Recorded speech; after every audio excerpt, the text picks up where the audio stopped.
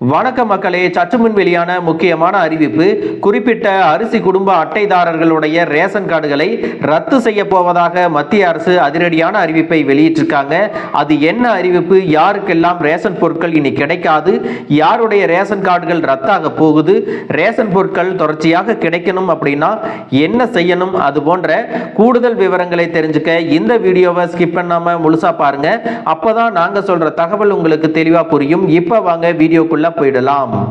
நாடு முழுவதும் உள்ள மக்களின் வாழ்வாதாரத்திற்காக ரேஷன் கடைகள் மூலம் மலிவு விலையில் அரிசி, பருப்பு, எண்ணெய், சர்க்கரை, கோதுமை போன்ற அத்தியாவசியமான உணவுப் பொருட்கள் மத்திய மாநில அரசுகள் சார்பாக வழங்கப்பட்டு வருகிறது.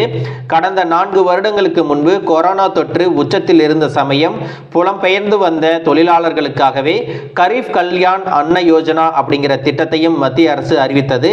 இந்த திட்டத்தின் கீழே இலவசமாக உணவுப் பொருட்கள் 2020 ஆண்டு முதல் வழங்கப்பட்டு வருகிறது. இதன் மூலம் கூடுதலாக 5 கிலோ உணவு தானியம் இலவசமாக தரப்பட்டு வந்தது. இதனால் கோடிக்கணக்கான குடும்பங்களும் பயன்பெற்று வந்தனர். எனினும் நிறைய பேர் ரேஷன் வாங்காமல் இருக்கிறார்கள். சிலர் தவிர்க்க முடியாத காரணத்தினால் வாங்க முடியாமல் இருக்கலாம் என்றாலும் தொடர்ந்து ரேஷன் பொருட்களை தாமாக முன்வந்து வாங்காமல் விட்டு விடுகிறார்கள்.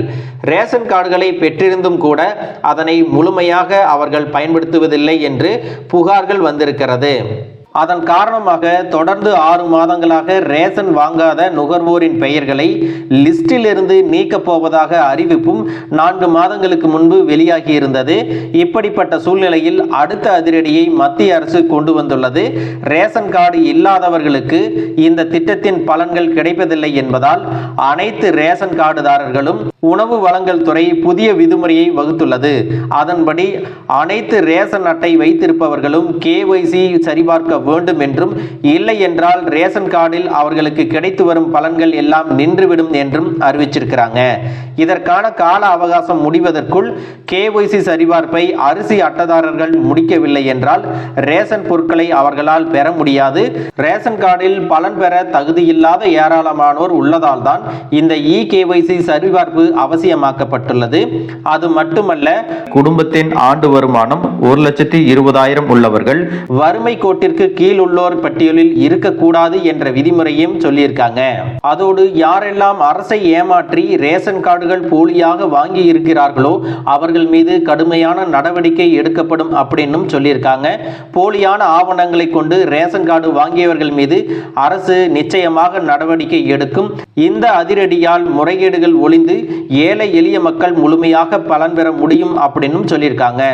மக்களே, இதுல முக்கியமான விஷயம் என்ன அப்படின்னா, நீங்க யாராவது 6 மாசத்துக்கு மேல ரேஷன் பொருட்கள் வாங்காம இருந்தீங்க அப்படின்னா உங்களுடைய ரேஷன் கார்டுகளும் ரத்தாவதற்கு அதிகமான வாய்ப்புகள் இருக்கு.